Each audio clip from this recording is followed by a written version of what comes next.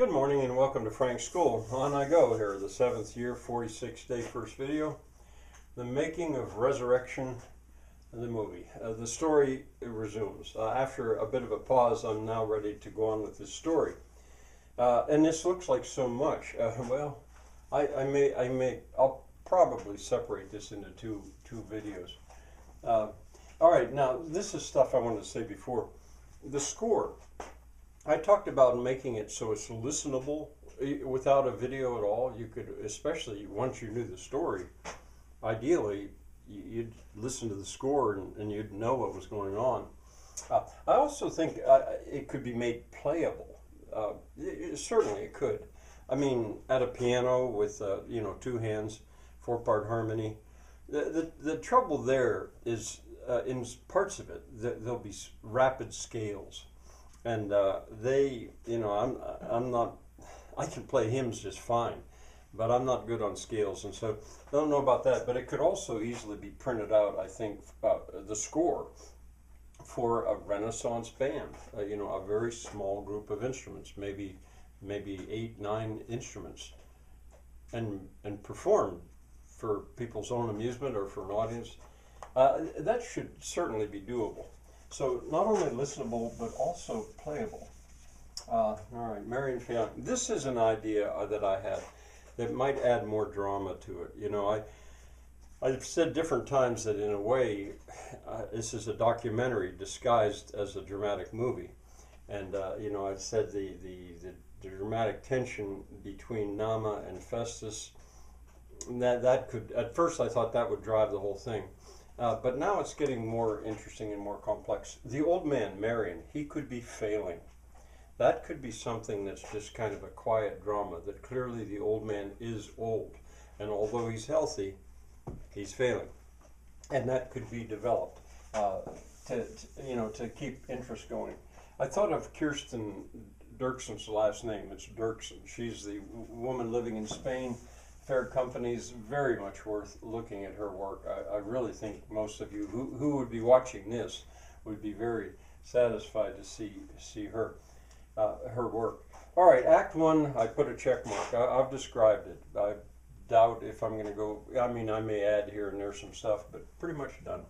Act 5, I put a check mark there and the coda because I know now, I could stop and describe that in detail. Act 5 and the very end of Act 4 as well. And I did want to at least mention that I could, if I haven't already, I think I did mention it, that I could see putting in a grand pause right before the coda or right at the end. That's kind of a trick. I guess I'll erase this stuff. Act 5 is basically about the departure. In the end of all these characters that approach, Bryn is the only one, I think, who actually departs. But you don't know that. The audience doesn't know that until right there toward the end. All right, now, the seasons drive the chronology of this. They arrive very early spring, April probably. That's when they arrive. And it should be presented as if the whole thing could be done in one single year. I think I might have mentioned this before, that I had decided that's just not doable this year, but I've started. And in 2 years, in this cycle of seasons, plus next year's cycle of seasons, it could be done. Now, now stills and time lapse, I just want to mention them again, because how can you have so much happen so fast? Because boy, especially in these, there's going to be so much to present.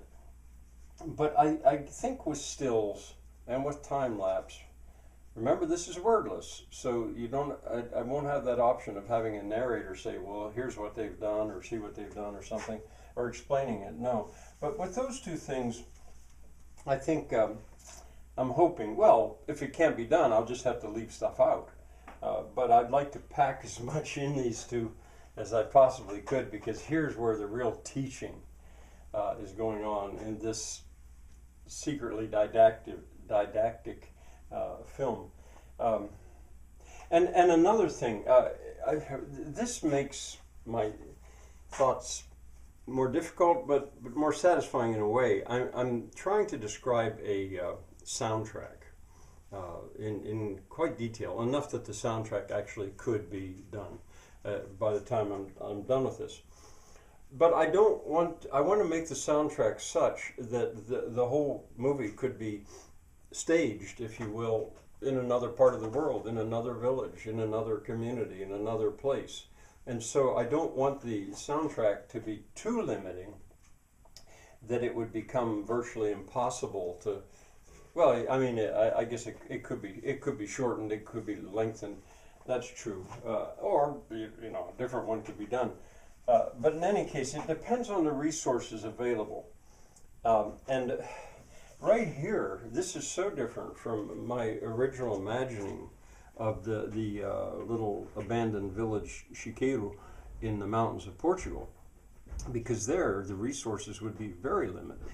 What isn't limited is the walls of the little houses are still there. They just are missing their roofs. I mean, in some ways, it would be so much easier to restore that village than in this case here, where it's all gone. I mean, there's nothing but the archaeological remains when I got here. So it depends on the resources, and it affects what to do with the music. All right, now, Act 2, 3, and 4. Since this is going to be my main thing, let me work kind of backwards.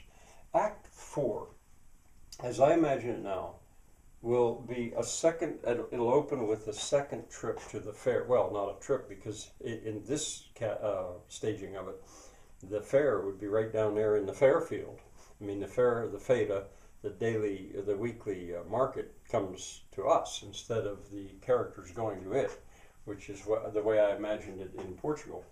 But it would maybe begin with a second, but more successful, or even more successful, trip to the fair, because now there'd be more interest by this time, and certainly there'd be more produce, if you will, of all kinds.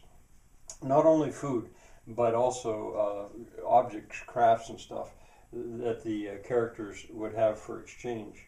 And in that fair, or possibly in the first trip to the fair, it will be arranged that there's going to be a wedding occur there. This is something quite new. And maybe after the fair, or on the same day as the fair, probably the same day as the fair, a wedding will occur. And I always think of a guy named Peter Quatrain, I think.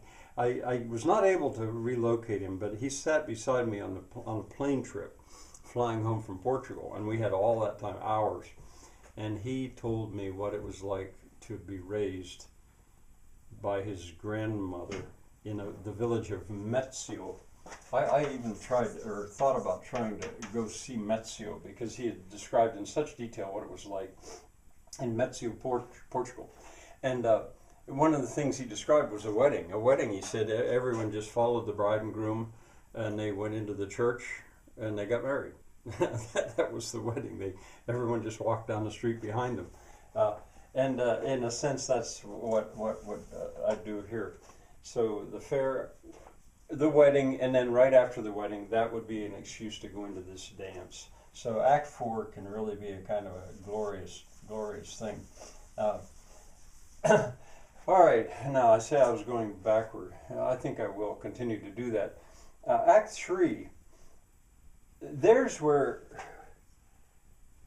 I mean, the mood of it should be tired. I mean, these, even though these characters are gods in disguise, they're mortal to the extent that they are becoming overwhelmed by the seasons, by the season and the growth, and they can't keep up with it. In a sense, that's, you might say, that's Ceres, or Demeter, another goddess that's against them, because they just can't keep up. So it'll be somewhat stressful. But then the apprentices come to the rescue during Act 3, and and there would be fairly early in it, I think, the first trip to the fair. And in this one, I would really want to develop the shops and the trades, which reminds me that hands, well, especially here, hands would become a major theme. Whereas, if anything, it would be eyes in Act 1, especially the eyes of the old man Marion. All right, now I'm gonna stop here, because this then I can devote more time to it in another video. Bye for now.